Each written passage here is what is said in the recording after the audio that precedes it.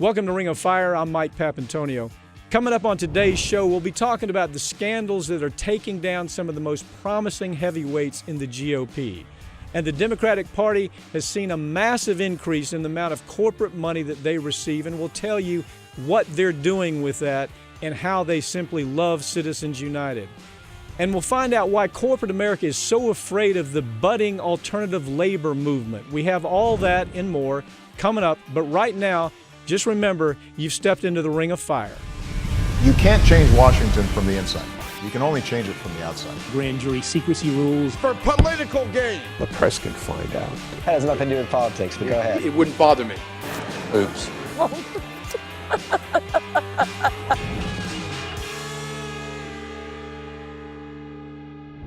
Seems like almost every day, new information emerges about Chris Christie and the scandals that surround him. It's starting to take its toll on the governorship, and it's starting to take its toll on the Republican Party in general. Joining me now to talk about the impact is Washington, D.C. Attorney David Haynes, who's been following this story from the beginning. David, you're following this story. You've covered this story for us previously. The Chris Christie story continues to grow. It doesn't look like one that's going to go away. I remember a conversation I had with you where you said that it appears now that the predictable thing is happening, and that is that all the people working underneath the guy at the top are saying, can this guy protect me now? And truthfully, he can't protect him, so they're kind of leaving the ship, aren't they?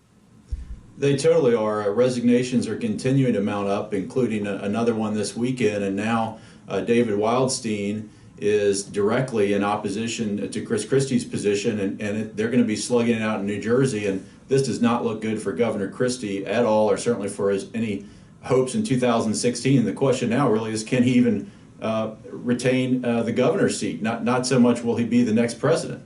Well, you have newspapers up there saying, look, Governor, if you did lie, if you for 2 hours stood in front of a camera and told the media, A, you didn't know anything about it, B, none of your people were involved. Now, understand, this is where he started. He started by saying none of my people were involved until the Wildstein story came out.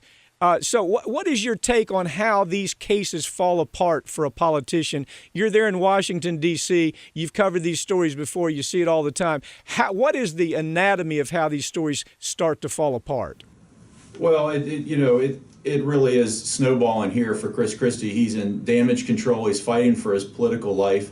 He's been in denial. At this point now, they're appearing to parse words. David Wildstein's attorney lodged a letter Friday afternoon to the Port Authority that indicates that the governor did have information that while the lanes were shut down as to why they were shut down. And now they're parsing words that he had no information before, and they're trying to backtrack on the press conference. So we've seen this happen before. Now already discussions are starting about the GOP field and who else could be coming in, and we're hearing other names as Chris Christie's stock is in free fall. Well, what we see is almost a pile-on by people.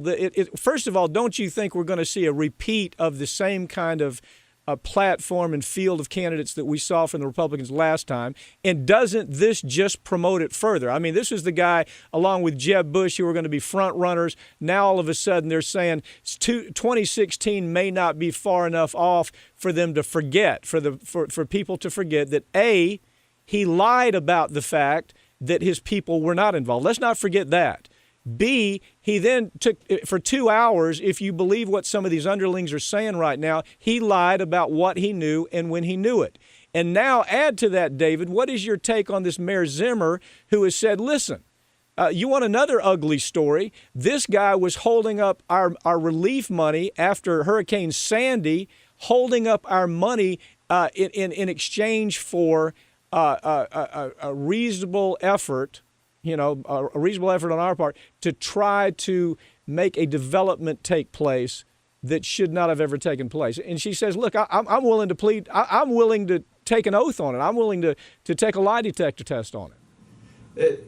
Exactly. I mean, that's the most disturbing part. Is this is a pattern in practice? It appears this is not an isolated incident of the George Washington Bridge. You just shut down a couple of lanes, which is the most ridiculous thing. Why would his employees and the staff believe that they could do that? Now more information is coming out about the Sandy financial aid abuse, and that this is a pattern in practice that Governor Christie is engaging in up here in New Jersey, of political patronage and what they would view as hardball. And the situation in Hoboken, they wanted money for a particular developer, Rockefeller Developers, on 3 square blocks in Hoboken, and they're holding up Sandy aid because of that, millions of dollars, and he's passing out this patronage around the state. And more information is coming out now of people who have been victimized. David, as you see that, again, I want you to draw on your experience watching these unfold in the past. Has it ever gotten better? When you start seeing story after story, isn't it a factor somewhat of people on the street that maybe worked for Chris Christie that at some point said, I'm afraid to do anything, or people who had to cooperate with him politically? Now they're saying they feel encouraged, they feel buoyed up, they're willing to come forward. I mean, just the other day, we had another one resign. We had another aide resign because that aide got a subpoena. Now, these people are not going to fall on their sword for this, this big blowhard. Why should they? Isn't that the way this starts to unfold?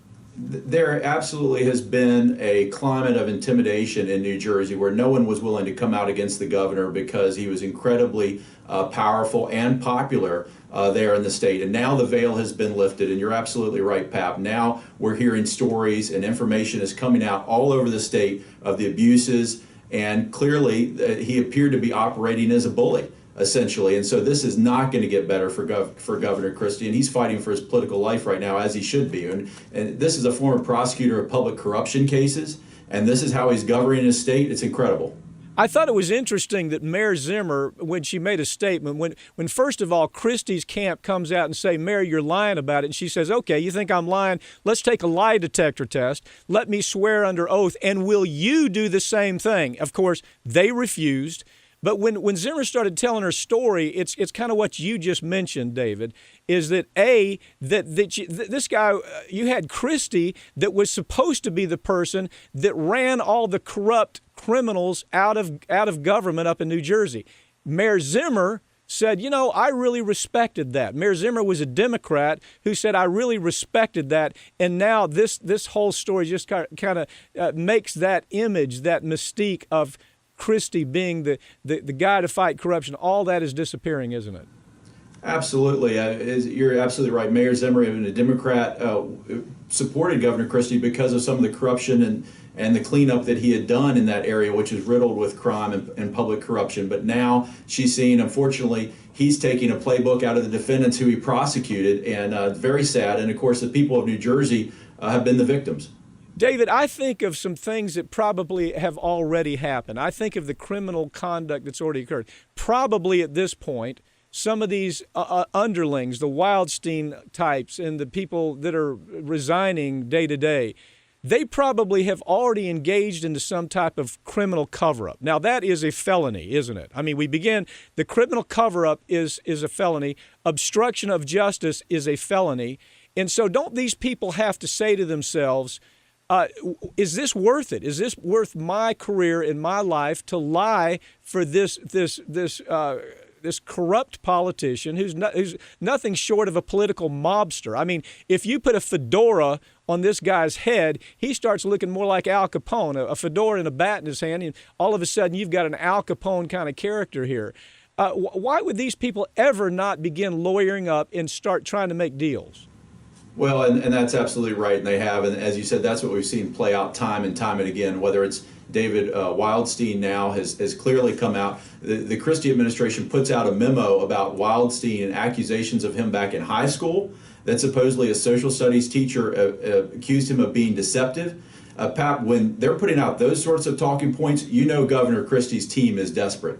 And David Wildstein has lawyered up. He's written a letter to the Port Authority. He wants his legal fees paid. And of course, that's the letter where he is making the accusation that Christie knew what was going on when the lanes were closed down. So this is going from bad to worse. David, if you really consider this, the strength that the party has had, that the Republicans have had in the past, is they beat the hell out of the Democrats in governor races and in state legislature, because the Democrats were brain dead. It was almost like bubblegum brain, where they couldn't figure out that you have to get control of the state houses, you have to get control of governorships, because all politics starts local.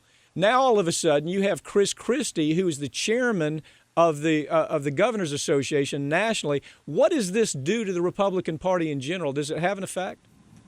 Absolutely, it has an effect. He's probably the highest profile candidate for 2016, as you said, head of the Republican National Governors Association. And in addition to that, and now we have Bob McDonnell in Virginia, who's on federal indictment charges for fraud and corruption, for taking bribes, essentially, in the Commonwealth of Virginia. He was another golden boy of the Republican Party. Chris Christie, now the truth is coming out about him. You can bet that the Republican and the GOP senior statesmen among the party, they're scrambling. The field is wide open now, and that's not what they wanted for 2016. But look at this field, David. It's almost, you have to do, party leadership with the Republicans are such that you almost have to decide, do you want to go with the lunatic or do you want to go with the grifter, the criminal? I mean, just go down there. I mean, if you start really considering who these people are that are at the forefront of leadership, on the lunatic side, of course, you've got the Sarah Palins, you've got the Huckabees, you've got Bobby Jindal there in Louisiana. That's the leadership of this company on the lunatic side. On the grifter side, I mean, you've got Christie, you've got Vitter, David Vitter, my God, in charge of leadership for the party. He's known as the Washington pimp. I mean, had more prostitutes going through his office than he did actual politicians. So at some point, don't you have to decide what's the right party for me? Is the Republican Party even viable for the average card-carrying Republican? People are asking those kinds of questions right now, aren't they? Absolutely. It's a total identity crisis right now for the party. They don't know which way to go. You have the Tea Party faction, as you said. You've got some of the big business folks who seem to be more behind a Christie or maybe a McDonnell. Now those options are out, and now they're bringing up Jeb Bush, another Bush. Really? Yeah. This is where they're going? And the Jeb Bush story was never really told in Florida about his connection to the S&L crisis, but you can bet he's afraid to throw his hat in the ring because he knows that's a hell of a story. So decide lunatics, or do you go with the grifter criminals? That's kind of where the party is right now, and it's not a place any national political party wants to be in. David, thank you for joining me. Let's follow this story as it develops. I can promise you it will continue to develop. This story does not go away. Thank you for joining me, David. Thank you, Pat.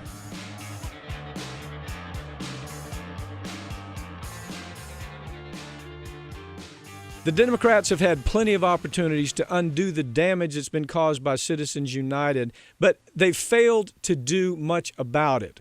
And there's a good reason. They're getting millions of dollars in corporate cash as a result of that very decision. I have attorney Howard Nations with me now to explain the story.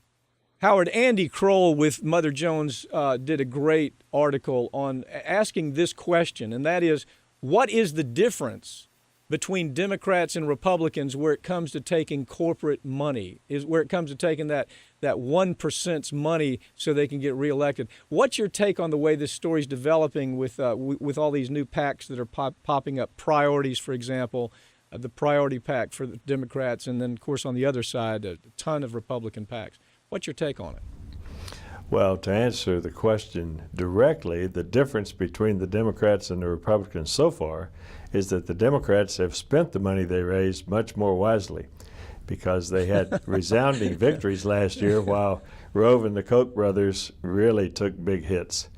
But this has been a fascinating history on this, because President Obama's original position on this was that this was the Citizens United opinion, which ultimately led to all this unlimited fundraising, reversed a century of law that he believed opened the floodgates for special interest including foreign corporations, to spend without limits in our elections. And he thought that that was scandalous, a disaster, bad for the American democracy, and he was totally against it.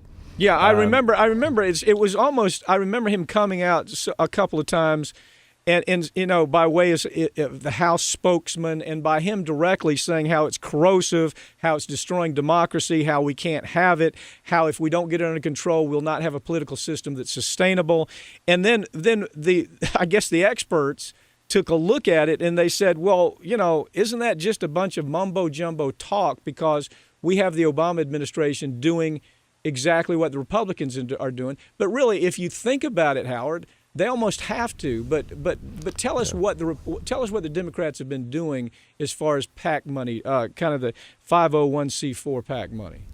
Well, the Democrats have completely embraced big money politics. They formed super PACs to defend the presidency, to gain seats in the House, and to preserve the majority in the Senate. President Obama was the first one to use the tax-exempt 501c4, which can accept unlimited funds from anonymous donors, and he uses it to promote his own policy agenda. Organizing for Action is his 501c4, and to his credit, I will say that he did last year disclose his donors, although he didn't have to. But isn't the real first step, Howard, to say, look, if you're going to be critical of Citizens United, which we all should be, because it is a toxic poison for democracy, but don't you begin by saying, well, let's do something to change that. Let's write some laws that are going to impact that, to where there has to be disclosure. There has to be things that make us understand where this big money's coming from. I mean, if you think about it, the reason that among the many things that are scary about Citizens United, one thing is that we have foreign money coming in now. We do. Foreign money actually affecting elections. You have the offshore banking industry that is they're commingling their money with drug industry. We found it with terrorist industry. And now that money's coming back into the United States, affecting United States elections. And that's why we've always had this notion you don't allow this unlimited money in politics. And the Democrats are turning it on its head just the same way the Republicans are, aren't they? Well, the difference is that President Obama did advocate for the Disclose Act, which would increase transparency in nonprofit groups, but the Republicans defeated that on filibuster. And when they did so, Obama had originally gone completely against the whole idea of having his own PAC, his own super PAC. But the first rule of politics is to get elected. So Priorities USA, when it first started, it was a couple of youngsters who had never done fundraising in their life. They launched it in 2011. It was Bill Burton and Sean Sweeney, and they had no luck whatsoever. They raised $2 million from Katzenberg, the movie mogul, but Obama actually mocked it. He didn't like it, made fun of it, and they were so far down in January 2012, they raised $58,000 at the same time that Romney's super PACs were raising $6.6 million. That's when it got President Obama's, that's when it got his attention and also got his blessing. Well, point, you know what, Howard? Andy Kroll in his story on Mother Jones talks about these very things, and one thing he says in there is it's an interesting quote. It came from one of the Democrats that were trying to support this, and it says, we don't like this money in the system. One of the Democrat strategists, one of the Democrat fundraisers. We don't like having to do this the same way that we don't like the fact that we're in a nuclear arms race. I guess the message being we have to do something about it. But that falls on deaf ears when you really consider the idea that if you want to do something about it, begin in Congress.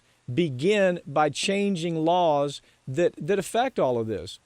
And so I do remember, of course, we all remember him making an attempt to talk about transparency, but it has to go really more to the heart of the issue, don't you think? Well, it does. But what happened was when the Romney backers pledged $1 billion between Karl Rove at American Crossroads and the Koch brothers, they pledged $1 billion to defeat Obama. That's when Jim Messina, Obama's campaign manager, said, you know, we can't, we've got to play by the same rules. We can't have two sets of rules in this case. And at that point, Priorities USA Action became President Obama's personal super PAC. He had been against it before, but it got his blessing, and it started raising millions of dollars a month. And the idea, to show you how powerful it was, Priorities started running those Romney ads about Bain Capital and Romney being just a heartless job-killing capitalist. Those resonated heavily in the Midwest, in Ohio and Wisconsin and Michigan, with the unemployed worker. And Frank Luntz, who is a very highly respected GOP pollster, said that the Priority Acts alone has killed Romney in Ohio. And since Ohio was an outcome determinative state, it meant that super PAC and Burton and Sweeney and Katzenberg and Priorities team had a huge impact on the election. Mm-hmm. And that was also made sweeter by the hundreds of millions of dollars that were wasted in defeat by Rove and the Koch brothers. Yeah, Kroll in his Mother Jones, Andy Kroll in his Mother Jones article, he lays out some contrasts, and he says, look, why is it that we couldn't have the same kind of success with John Kerry? Why is it that we couldn't have the same kind of success with Al Gore? And really it breaks down to a couple of things. First of all, you had what I call Birkenstock advisors, you know, warm, fuzzy advisors telling Kerry he couldn't get tough, telling Al Gore they couldn't get tough. But most importantly, you had strong central control of this PAC money. You had people like Paul Begala, who actually has enough sense to make good decisions about how to fight back.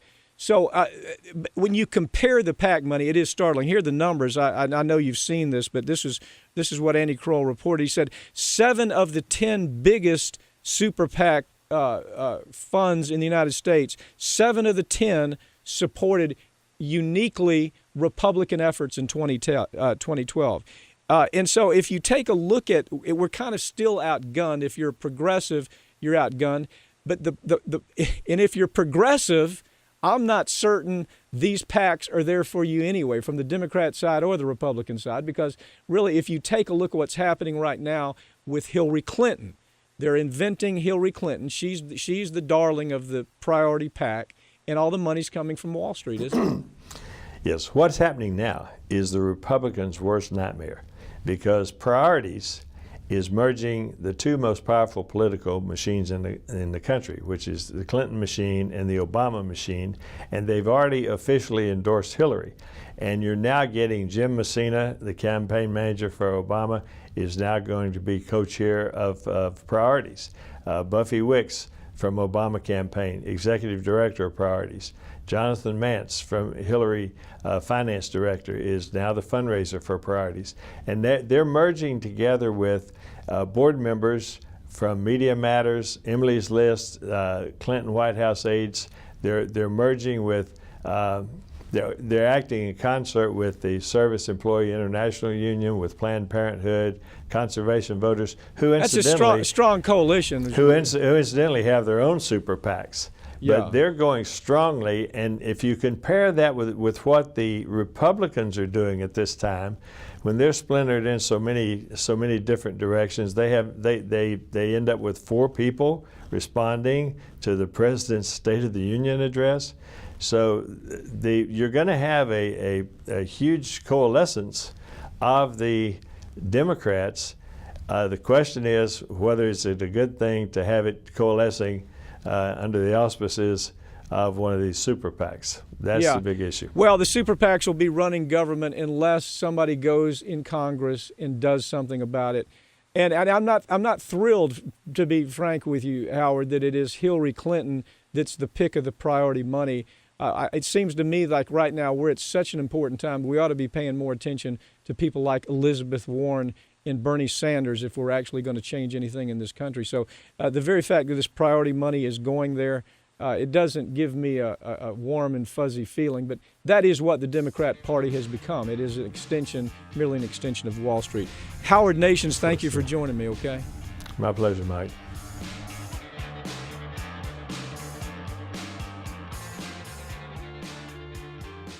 Millions of Americans take vitamin supplements every day, but what they don't realize is that some of those supplements have many side effects, even worse than some prescription drugs. Joining me now to talk about this is Dr. Tom Schneider, author of the new book, A Physician's Apology. Dr. Schneider, it seems like almost every week there's a new story about a supplement that's causing heart failure, brain damage, liver damage, you name it. It seems like every week there's some new story there. And I think probably the troubling thing that most people identify with here is we believe that there's an FDA that's supposed to be solving all this. Tell us how the supplement business actually works, the supplement dangers related to just simply going to the store and buying whatever's being sold on the shelf. Well, the line you made, Pap, is exactly where we are in terms of supplements. The FDA has no paradigm. It is a wild west out there, Michael. And the reason I say that is because all of us, including myself, felt for a long time the FDA is monitoring all of this. There is no monitoring. There's absolutely zilch as far as I'm concerned.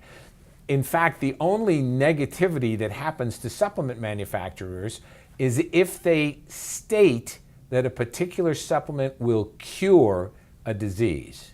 Now, they get around that by saying can help, is beneficial in. They use phrases like that, but they cannot use the phrase will cure or helps to cure. That's their only... Yeah, Dr. Schneider, one thing I think is incredible is that most people don't understand this, but the way the laws are written, the FDA has to assume that a supplement is safe until people die using. Now, think how crazy that is. The FDA goes into this. They have a manufacturer selling snake oil. Snake oil's on the shelf at the local grocery store, and until people start dying, the FDA has to assume that everything about the supplement is fine. Isn't that part of the problem here? It's unbelievably outrageous, but that's why there's a book out, The $2 Trillion Myth about supplements, and that's what is expected to be by 2025. It will be in the trillions of dollars of money spent. And why? Because patients are afraid of some of the medications, and rightly so, that they're prescribed by their physician, and so supplements seem like the perfect answer. I mean, Michael, they are organic. They're natural. What better words to use for snake oil? Okay, so what you have is the only information that the consumer has is the advertisement about the product and the advertisement actually on the product, because that is not FDA-approved labeling. That's simply manufacturers saying, if you do this, we're going to change your life in a way that's going to make you smarter, or you're going to have better respiratory function, or better cardiac function, or you're going to be able to sleep at night. All of this is not part of anything where the government is actually looking over their shoulders. This is simply a supplement manufacturer saying, this is what we want to say, and by golly, this is what we're going to say. Nobody's going to stop us from doing it until people start dying. Did I get that right? Very sophisticated comparison of nothing more than, you remember the pictures of the fellow with the high top black hat and the black jacket, and he had a horse and buggy, and it was Dr. Killjoy's cure-all, and he was selling for $1. It used to be on Matt Dillon, Gunsmoke. It's no different. It's no different. There's very little. Now, there are some supplements, Michael, that have been shown in clinical trials to be effective. D3 happens to be one of them. It happens to be effective and with very little consequences in terms of side effects. Omega-3, fish oil. But I can show you a book that has 2,500, and we're just touching the surface, individual supplements that are sold for warts, heart disease, diabetes. It really comes down to that we as a culture are looking for the pill to cure what you and I know should have been prevented long ago with healthy living. Okay, well, let me. It even gets crazier than that. I mean, first of all, Yeah. the supplement can go on the shelf without anybody being given evidence that the supplement works, or worse yet, that the supplement won't kill you. That's the first thing.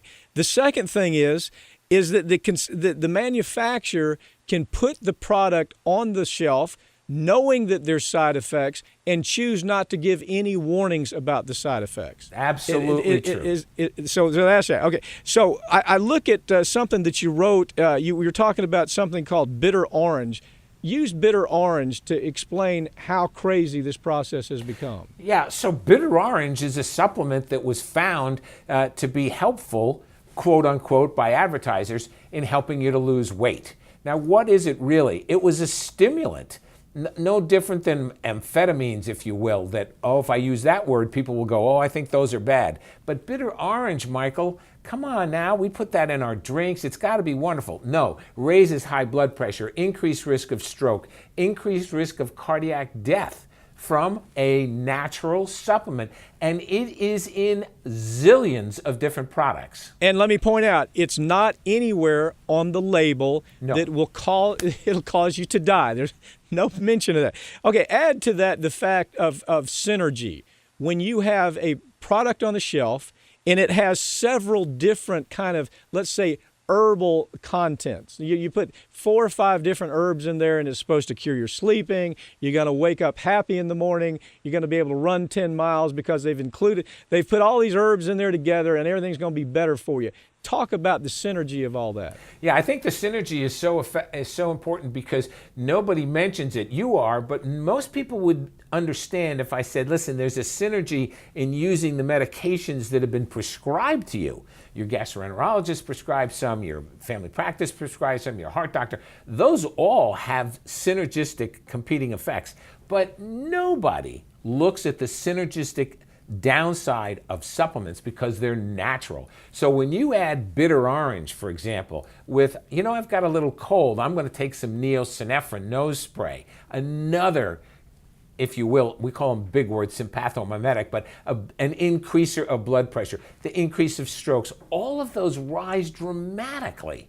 And so in other words, you're taking you're taking some kind of herbal supplement off the shelf, or some kind of get bigger, get quicker, get stronger kind of supplement. Yeah. And then all of a sudden you don't realize that what that's doing is raising your blood pressure tremendously, because most people don't check their blood pressure day to day. Add to that 1 squirt or 2 squirts of this nose inhalant, and all of a sudden you reach critical mass. You at critical mass. And the names are even wonderful. I mean, who would fight ginseng? Has a nice Asian attitude towards it.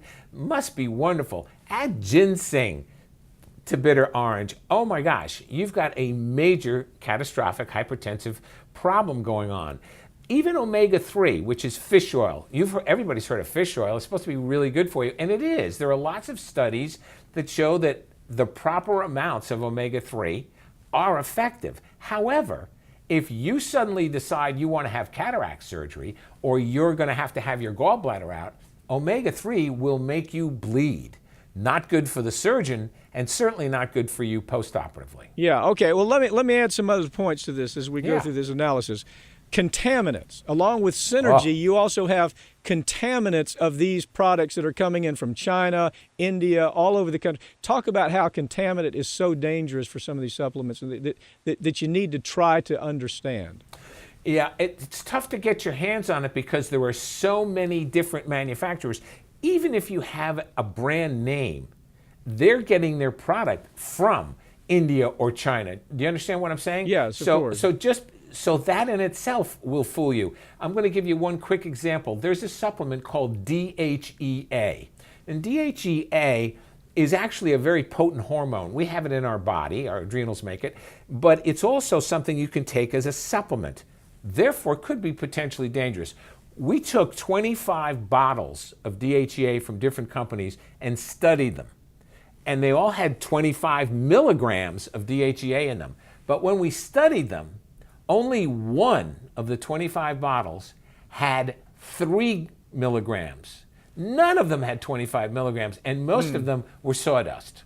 And there was no need for the FDA to come. I mean, the FDA, no oversight by the FDA, products being sold along with another credible product where they say 25 milligrams is here and they're actually telling truth and it really Correct. is there.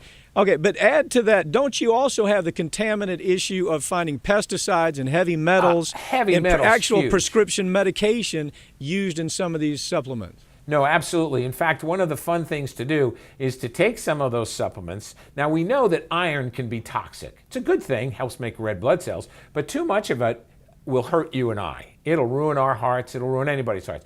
So you can take some supplements, spread them out on a piece of white paper, and take a magnet over them. And particles of the supplement will stick to the magnet. Why? Because there are actual iron particles, non-absorbed, irritating, toxic iron particles that can be drawn out of a pill onto a magnet. Now, how crazy is that? But all of the other contaminants, the chlorines, the sulfides, are horrific. Well, let me go real quickly. We got about 30 seconds. Let me go through something. First of all, there's some tips. Avoid supplements if you don't need them, obviously, and unless you have reliable information. Select supplements only according to what you need. If you need D, then just take D. Don't take other mixtures. Ask your physicians before you take them. Avoid supplements that are more herbal than not. Those are some very basic things that you've laid out in the book that you wrote about this. But I think the average American thinks, let me grab it from the shelf. It's going to make me feel better. Don't self-prescribe. Dr. Schneider, thank you for joining me. Hopefully people will listen to this and do a little bit more investigating on their own. Love it, Michael. Thank you for having me.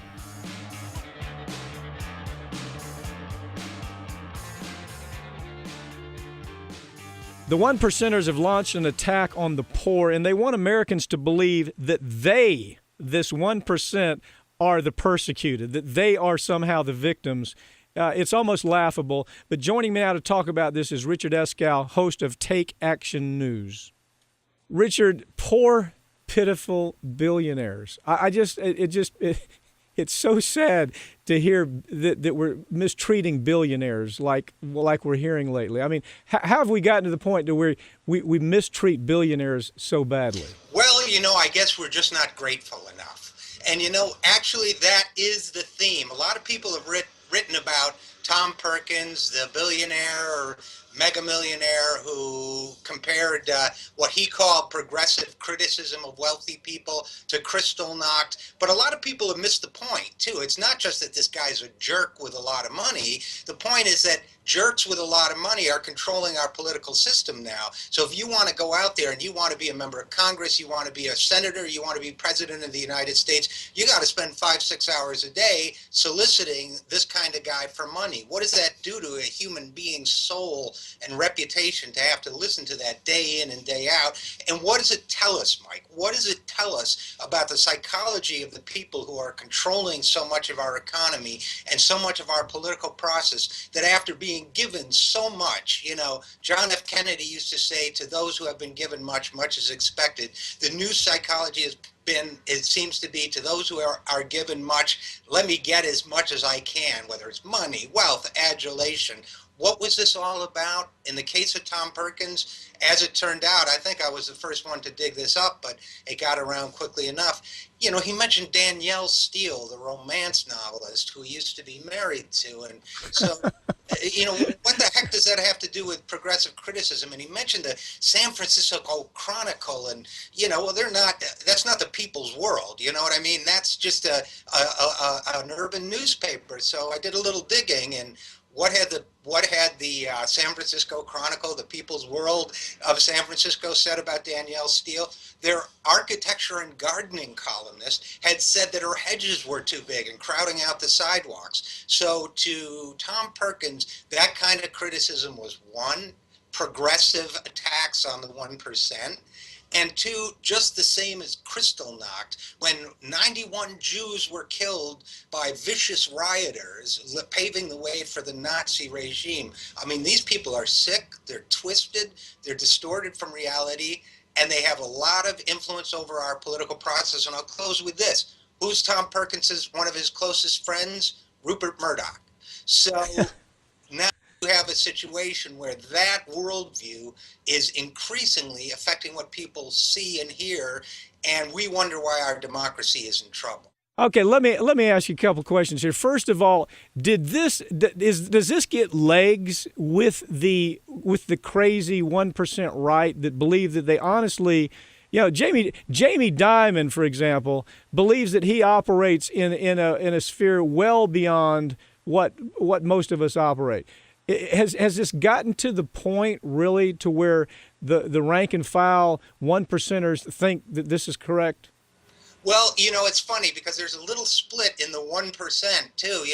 Jamie Dimon was over in Davos when at the big financial get-together they hold there every year when Tom Perkins made these remarks. And, the funny thing is in Davos, the big theme was inequality and how that's bad for business, bad for social stability. And it is. It's about time they figured it out. But Tom Perkins is still singing from the old hymnal, the one that says that no, inequality is good and it's good for rich people to get even richer. And someday, trust me, you'll all benefit from that, even if you're not right now. So Jamie Dimon, you might call what he's pushing nowadays austerity with a human face, but they're trying to be a little more kind and gentle about it. But Tom Perkins is still singing from the old playbook. Look, this is an insular world where the only arguments you have are whether to tip the servants or not. I mean, that's the difference between Jamie Dimon and Tom.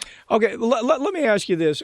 Are we at a point, do you think, Richard? I mean, you follow this story constantly. I really do believe your reporting on this class divide is some of the best in the country. I follow it all the time. Where do you think the American public is now in buying into this idea, this Horatio Alger idea, that if we make a billionaire another couple of billion, then we're going to be better off? If we take all of our money and we move it to the very top, that somehow it's going to trickle down, and just completely abandon what brilliant economists have said, and that is you have to put the money at the bottom. Where is the average American on that in your way of looking at this story? Well, I think they're way more populist, to use that word, than anybody gives them credit for in Washington, and frankly more so than I expected. You're right, I do follow this stuff pretty closely, and there was a point at which I thought, well, okay, they won. They weathered the crisis, they got the government to bail them out, they're doing great again, people are going to forget it and move on. But people aren't forgetting it because they know they're struggling to get by, they know they can't afford college, they know they're unemployed or someone close to them is unemployed, they know they're working part-time when they should be working full-time, and they know their wages are stagnated. So people get it, and people are angry, and it's not going away. I just did a piece called The Populist Moment that digs into some of the polling data on issue after issue, jobs, taxes, you name it. People believe strongly that it's time to create a fairer society. So the kind of, tip the servants populism light, I call it, that they were pushing over at Davos is not going to be enough. And frankly, that I think Obama was pushing in his State of the Union is not going to be enough. People are going to demand and want real solutions. I'm more optimistic about what the rank and file of this country believes and feels than I have been in a long time. But we heard the president talk about. I went back and I compared what he said at the last State of the Union with what he said when he first ran for office, and there's no difference here. I mean, he was saying the same thing back then that he's saying now, and in 6 years we've seen him take no action at all. And I almost get the impression that he understands that that's kind of a soma for the American population. If I say it, they're going to feel good about it. I'm a great speaker. I'm going to wow them with my ability, my glibness, and my ability to be able to turn a phrase. And they're going to forget about this, and they're going to forget I said it.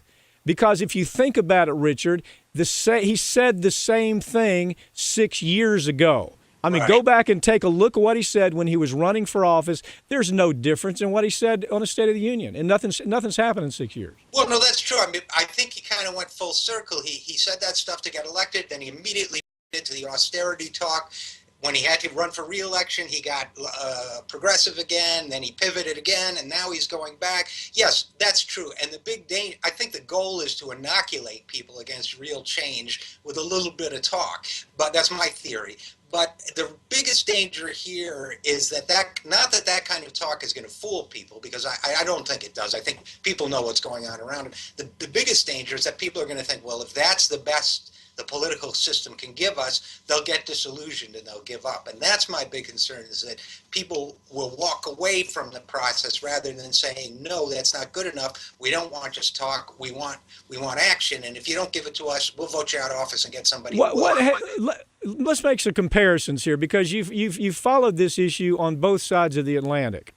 When you have people over in Europe, many parts of Europe, that are out of work, they can't pay for education, they have the 1% also controlling their lives, labor is under attack, they don't even have the chance to defend themselves with labor.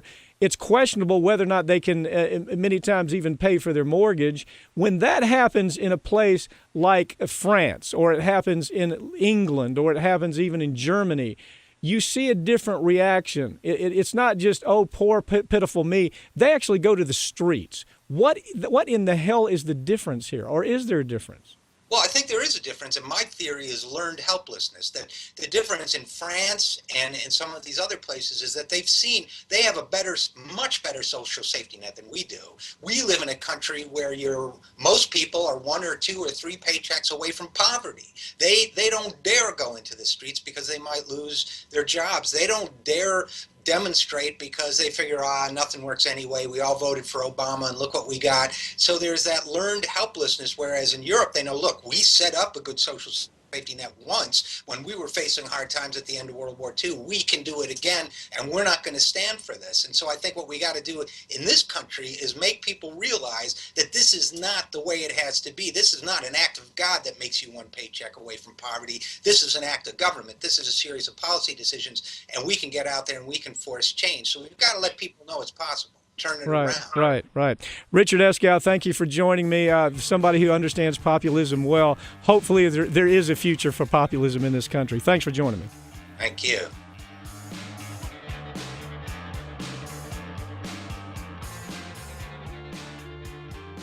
Alternative labor groups have taken over the role that unions used to play, and corporate America is running scared. They have every reason to be scared of what's happening. Joining me now to talk about the rise of the alternative labor movement is Mike Burg. It's right in his field as an attorney in Colorado. Michael, alternative labor in the United States, it's a new movement in a lot of ways. In the past, we've always called a labor movement kind of a union movement. This is non-union, but it is a very powerful labor movement that's scaring the hell out of corporate America. And it should. Maybe it'll get their attention. What's your take on it? Well, first of all, everyone wants to talk about unions being at their lowest levels ever. 6% of those people in the private sector, and if you include government unions, it's only 11.3%. But here's what's going on, Mike. The social media has changed everything. We've had, dance mobs, smash mobs. Now what we have now is a union organizing mob without a union. They're able to communicate and set up things. For example, the big protest at McDonald's to try to get minimum wage raised, what's going on at Walmart, and they're able to communicate without a central organizing entity such as a union, and it's really got the Chamber of Commerce and the Restaurant Association really up in arms. Yeah, I think it's remarkable. Here you've had the U.S. Chamber of Commerce and associated industries trying to destroy unions, trying to put labor completely out of business, doing every kind of dirty trick they could, every kind of political maneuver they could to make organized labor disappear. And so now what's happening is you have this movement that is having a huge effect, and all it really is alternative labor groups. And as you pointed out, fast food has been affected by it, right? Walmart has been affected by it. You've got entire industries right now that understand when these people walk out, they don't fall under the same restrictions as an organized labor movement. That's really causing heartburn for corporate America, isn't it? It has, and what they're trying to do now, in fact, we had Scout to Five, who was, I think, the vice president of the restaurant organization, trying to say, look, they ought to have the same rules as a union. But in this case, they don't fit the model. And it would be crazy to put them under a union. They don't pay dues. They're not organized like a union is, but they have a great, powerful message, a grassroots message, which is getting out there to the public and is being picked up across the nation. And quite frankly, the chamber and anti-union groups are having trouble trying to deal with them. Well, first of all, from the very beginning, they haven't broken any laws. I mean, they're not compelled to have any type of negotiation with the employer. They're not compelled to be able to, as you would with organized labor, there's certain hoops you have to jump through before you even begin a strike and ways that you end a strike. So all of a sudden now you have the U.S. Chamber of Commerce saying, hey, let's go to Washington and let's try to draft something that makes these people fall under the same regulations that you would the labor board. And it's a far reach, isn't it? First of all, you see any possibilities of their success with that? Well, anything can happen, but I doubt it. I mean, I'm like you. It's a real far reach. And not only that, but these people, with what's going on in social media, the ability to communicate, the ability to get people excited about it, and it's not like it used to be in the 30s or the 40s or the 50s when you had unions. They had a difficult time getting the message out to their members. Here, it's easy. They get on Facebook. They get on social media, and next thing you know, it's got this ripple across the United States. I think it's a wonderful new movement because it's going to give people the understanding of what it's doing to these people, the restaurant workers, the people work at Walmart. You know, first of all, we have to really set the stage. Union members get more wages, an average of over $5,000 a year in wages. They get pensions. They get health benefits. They get things that these people don't have. And by doing it this way, they're putting pressure on these companies to give them those wages and those benefits. Well, Mike, I mean, the numbers are staggering. I mean, when you take a look, if you compare a right-to-work state, which is it's what an awful name. It's not right to work. Simply, it's right to work for nothing is what it means. Is right. U.S. Chamber of Commerce, they came up with this phraseology that they could pull this over on the American public. Gee, you want the right to work, pass this law. So it appears at the voting pool, you know, where they have to vote. Well, do I want to have the right to work? Well, of course they do. But what it's really saying is, you have a right to work in an environment where we don't give you pensions, we don't give you health care protection, we don't give you time off, we don't even give you minimum wages in many situations. And so that's right to work. And if you compare right to work states with labor-intensive states, organized labor-intensive states, union members make 25 to 26% higher than the folks in the right to work. The list goes on forever in this distinction, doesn't it? It does. And for minorities and Hispanics, for example, they make 50% less. And for other minorities, it's about the same. So what you're talking about here, this right to work, it's like you say, right to work for nothing. Basically, this is the kind of stuff that the labor movement, when it was strong, stopped. Child labor, people working unreasonable and unreasonable hours, people getting wages half the amount that they should be getting in states where there is not right to work. And this movement can help change some of this. Well, there's more to it also. What labor brought to the scene was safe workplaces. And you have right-to-work states, which are, you know, again, Chamber of Commerce states, where Chamber of Commerce allows an employer to do whatever they want them to do. You know, they get away with everything. But in those states, you have a fatality rate that is ridiculously higher than a state where you have organized labor that gets to say, we want you to meet OSHA standards. You have education levels that are different between the right-to-work state, which is well below national average, compared to states where you have organized labor. And so what ends up happening to me that I see this story developing is this bond that appears to be taking place between organized labor and alternative workforces. Don't you see that happening somewhat? I sure do. But let me go one point farther, which is not only are you going to have the workers being hurt and the workers getting killed, but you're also going to have substandard products. In union states, and you have union people, union electricians, union people who are, basically laying the concrete. It's different. And so right now we're seeing throughout the United States, we have unskilled labor who are not getting the training that you would get from a union if you were involved in a union, where they have standards and education for those people. And eventually it goes back on the public. The public is also going to pay a price, especially in the construction industry, where you don't have union laborers. And so the labor unions should get behind this movement that we've been talking about, which is really can take this country by storm and explain the inequalities that we've been talking about. We did see the labor union, organized labor, get behind the walkout on the fast food, the McDonald's fast food boycott. We saw the organized labor get behind the Walmart effort. And so it's almost the best of both worlds for the worker.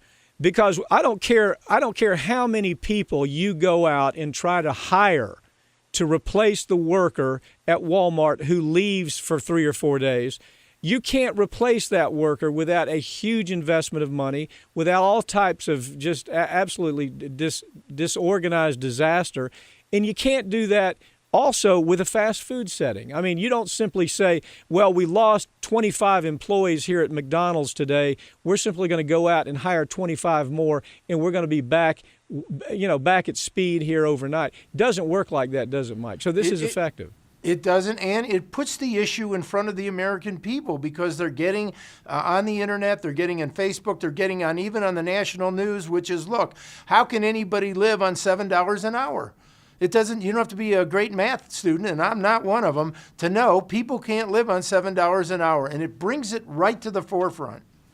Yeah, well, what we see now, and this is very encouraging, is we see organizations, you're familiar with Corporate Action Network. Corporate Action Network's an organization that goes out and they enable these alternative labor organizations to strike. There's no other way to put it. They put the media behind them. They actually show up and make it into a story as important as it actually is. And so I'm very encouraged. I really do believe this has a long-range possibility, hopefully, to where the American worker can at least live with minimum wage, with a decent quality of life, where they get health care, where they have some protection when they retire. This is at least the beginning of a movement that the U.S. Chamber of Commerce really better be concerned about because it's coming right at them. Michael Burg, thank you for joining me. Let's hope that this story continues to grow. Thanks, Mike. A very positive story. It's a good one. Thanks a lot.